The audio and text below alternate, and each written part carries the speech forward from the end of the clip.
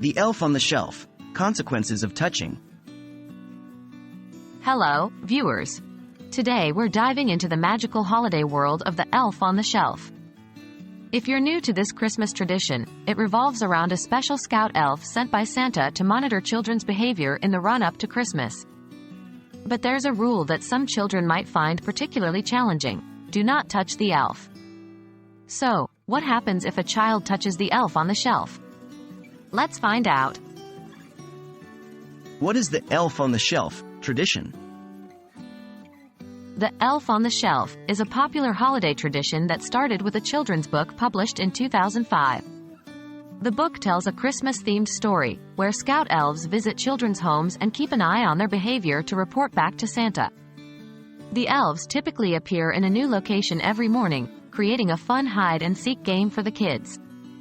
But the game comes with a rule: children must not touch the elf. This adds an exciting element of mystique and magic to the tradition. Why can't you touch the elf? The rule of not touching the elf is tied to the magical story that surrounds the elf on the shelf.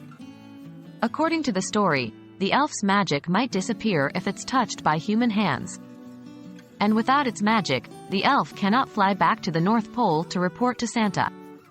Touching the elf could, therefore, interfere with the elf's ability to fulfill its duties. What happens if a child touches the elf? If a child touches the elf on the shelf, it's said that the elf could lose its magic and not be able to fly back to Santa. However, the story also provides a way to restore the elf's magic if it's accidentally touched. To revive the elf's magic, children are encouraged to 1.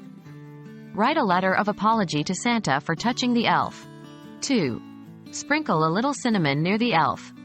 Cinnamon is said to be like vitamins for the elf, helping them get back their magic. 3. Sing a Christmas carol with their family. The power of Christmas spirit can also help to revive the elf's magic.